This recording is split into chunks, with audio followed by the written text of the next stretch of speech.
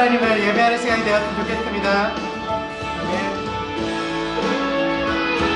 여러분, 이 찬양 같이 앞에 나오는 가사 함께 보며 함께 찬양합시다. 완전한 사랑 보여주신, 완전한 사랑 보여주신 구세주 그분 하나요. 그 아들 우리에게 주신 하나님 그분 하나요. 그 사랑 알기에 그 아들 나를 날 이끄소서. 아멘. 우리 다시 한번 찬양할 때 우리의 마음속에 있는 그 예수님 그리스도를 생각하며 찬양합시다. 완전한 사랑 보여주신 그 아들 그분 하나요. 그 아들 우리에게 주신 하나님 그분 하나요. 그 사랑 알기에 그 아들 나를 날 이끄소서. 예수 좋은 내 친구 내 곁에 계시네. 영원히 변치 않네. 예수 좋은 내 친구 내 곁에 계시네. 영원히 변치 않네. 예수 좋은 내 친구 내 곁에 계시네. 영원히 변치 않네. 예수 좋은 내 친구 내 곁에 계시네. 영원히 변치 않네. 아멘. 아멘. 구원하신 주님, 구원하신 주 나는 믿네. 구원하신 주 나는 믿네. 다시 오시와 나는 믿네. 그분과 영원히 살리. 그 아들 알기에 그 아들 나는 믿네. 날 이끄소서. 예수 좋은 내 친구 내 곁에 계시네. 영원히 변치 않네. 예수 좋은 내 친구 내 곁에 계시네. 영원히 변치 않네. 예수 좋은 내 친구 내 곁에 계시네. 영원히 변치 않네. 예수 좋은 내 친구 내 곁에 계시네. 영원히 변치 않네.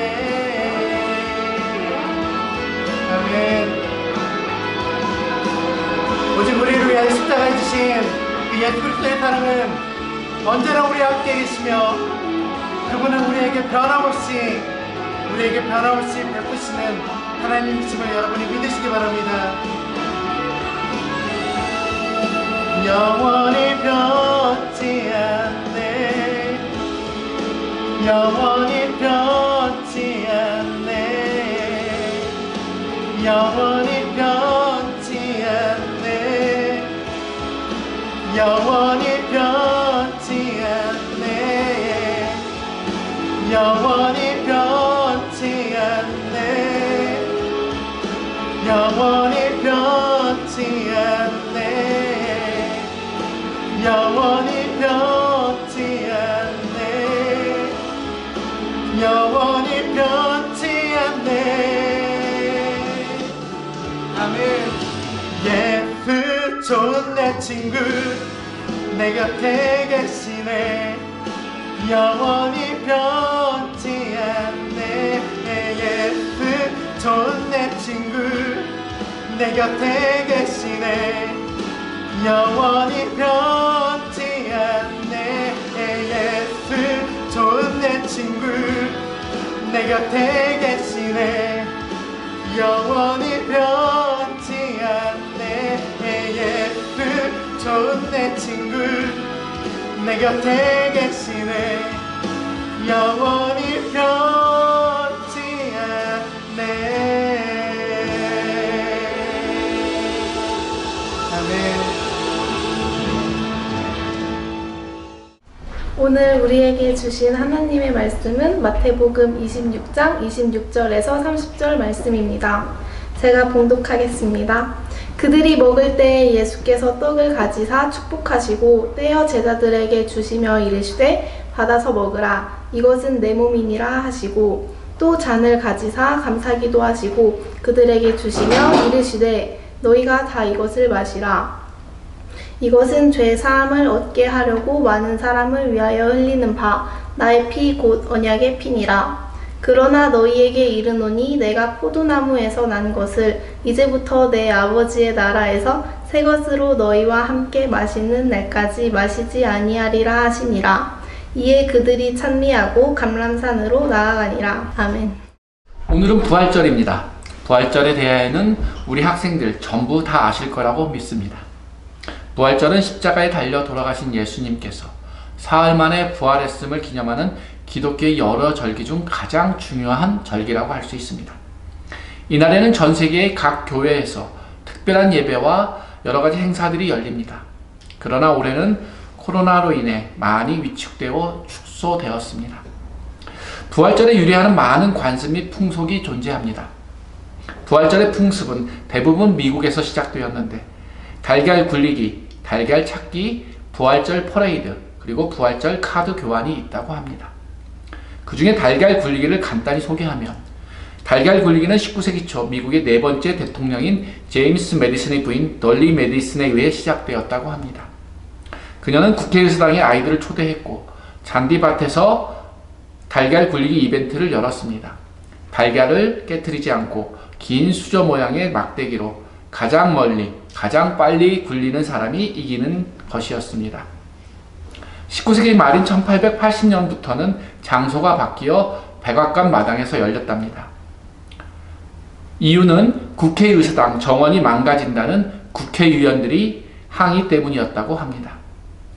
그래서 이것을 계기로 그때부터 이스트 먼데이, 즉 부활절 월요일에는 여행객들이 백악관 마당을 지나다닐 수 있는 유일하게 허락된 날이기도 합니다.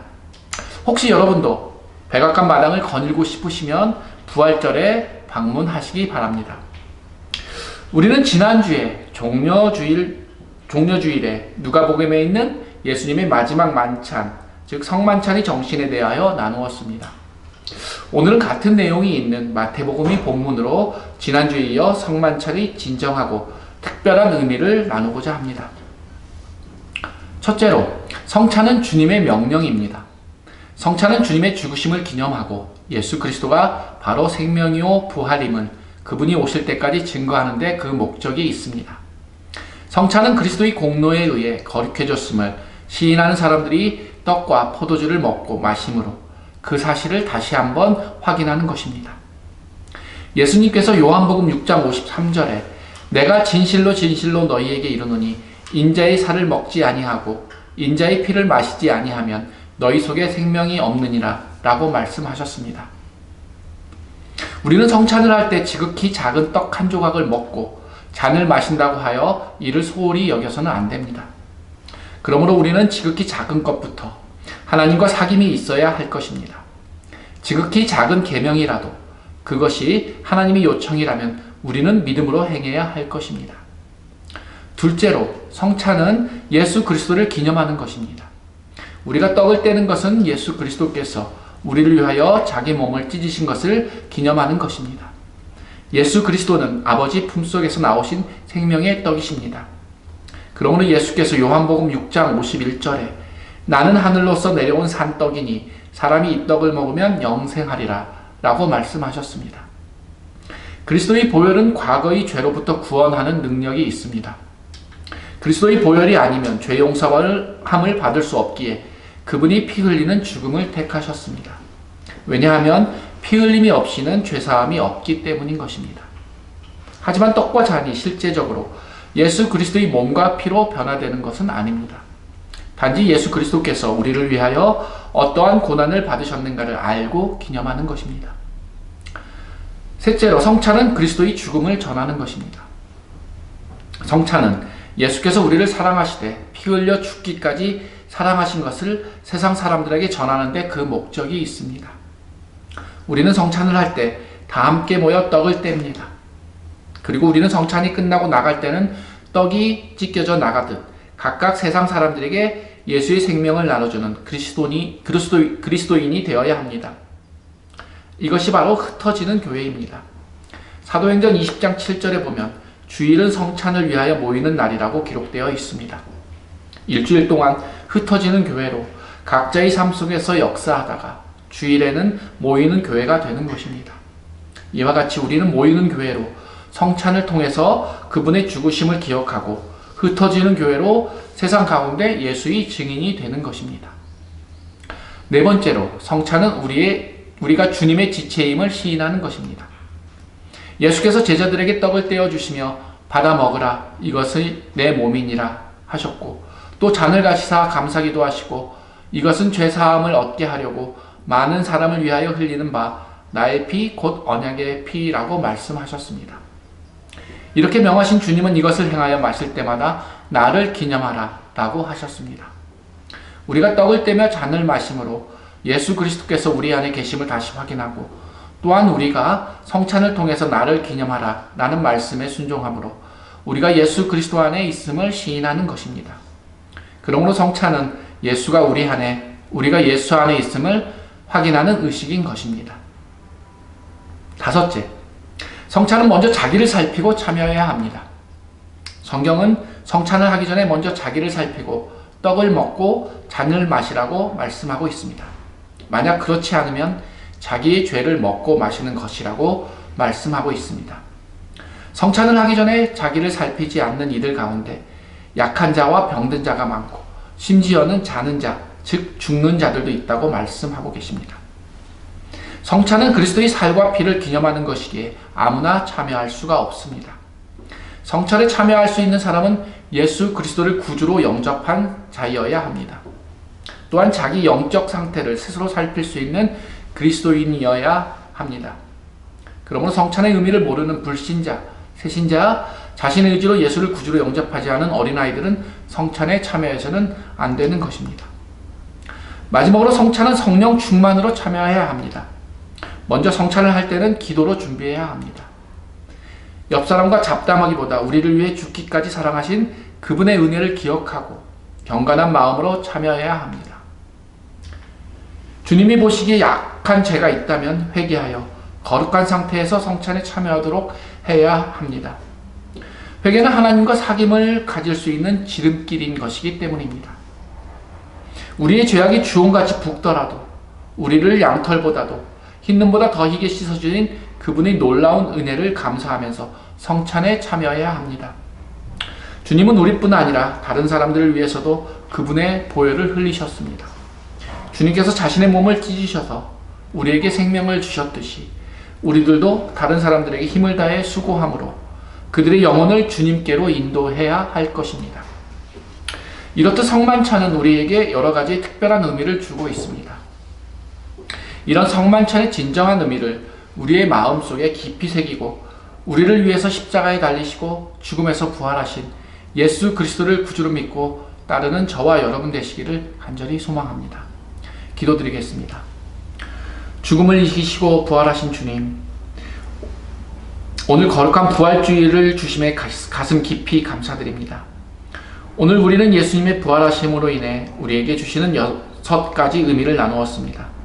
우리 모두 십자가에 달리시고 다시 살아나신 예수를 믿고 하나님을 경외하는 사람이 되게 하여 주시옵소서.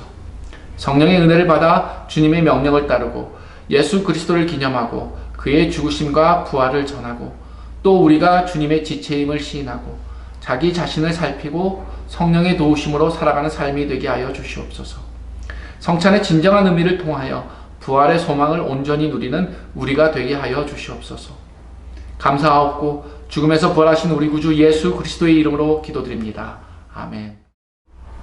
주기도문으로 예배를 마치겠습니다. 하늘에 계신 우리 아버지, 아버지의 이름을 거룩하게 하시며 아버지의 나라가 오게 하시며 아버지의 뜻이 하늘에서와 같이 땅에서도 이루어지게 하소서. 오늘 우리에게 일용할 양식을 주시고 우리가 우리에게 잘못한 사람을 용서하여 준 것 같이 우리 죄를 용서하여 주시고 우리를 시험에 빠지지 않게 하시고 악에서 구하소서. 나라와 권능과 영광이 영원히 아버지의 것입니다. 아멘. 아멘.